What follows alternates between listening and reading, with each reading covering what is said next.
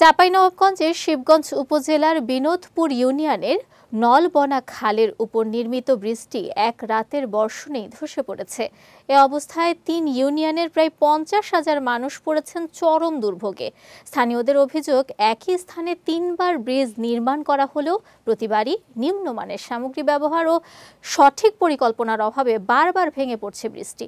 তবে এসব অভিযোগ অস্বীকার করেছে উপজেলা প্রশাসন। চাঁপাইনবাবগঞ্জ প্রতিনিধি নাদিম হোসাইনের পাঠানো তথ্য ছবিতে জাওয়াদ অন্তুর ডেস্ক রিপোর্ট।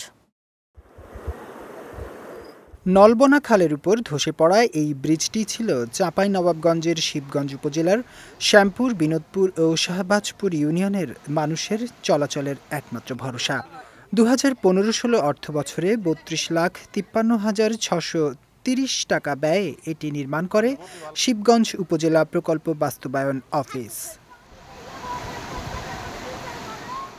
তবে সম্প্রতি টানা বৃষ্টিতে ব্রিজটি ধসে গেছে, ফলে আশপাশের এলাকার মানুষেরা পড়েছেন চরম বিপাকে। স্থানীয়দের দাবি, টেকসই ও মানসম্মতভাবে নির্মাণ সামগ্রী ব্যবহার না করায় ব্রিজটি ভেঙে পড়েছে। আমি আমার বয়সে 4 বার এই ব্রিজটা সংস্কার করতে দিয়েছি। এমনিভাবে তো ব্রিজটা তৈরি হচ্ছে, যেটা 2 বছর 3 বছর অন্তর ভেঙে যাচ্ছে, তদারকি করে কোনো ব্রিজটা তৈরি হচ্ছে না।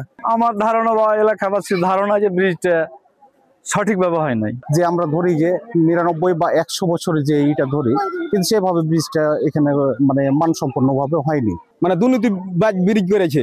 এখানে যা বড় বড় নেতা এখানে চেয়ার লিয়ে বসে গেছে, আর প্রশাসন এসে চোরকে জোগালছে।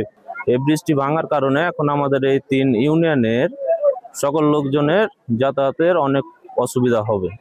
ছাত্রছাত্রী 10 কিলোমিটার মানে ঘুরে যাবে, তাদের সমস্যা হবে। আমরা তাড়াতাড়ি ব্রিজটা মানে করে যাচ্ছি।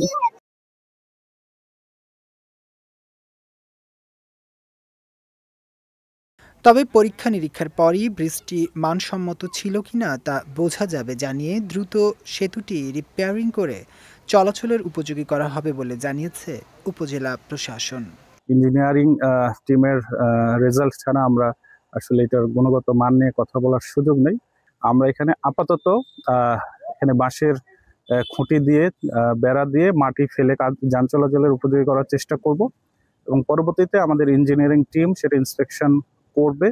করে যদি এটি মেরামতযোগ্য হয় তাহলে আমরা মেরামতের দিকে যাব, অথবা আমাদের ঊর্ধ্বতন কর্তৃপক্ষের সাথে আমাদের কথা হয়েছে, আমরা আসলে ইন্সপেকশনের পরে পরবর্তী করণীয় বিষয়টা নিয়ে কাজ করব। তবে শুধু দায়সারা সংস্কার নয়, স্থায়ীভাবে টেকসই ব্রিজ চান 3 ইউনিয়নের বাসিন্দারা। বিজয় টিভি নিউজ ডেস্ক।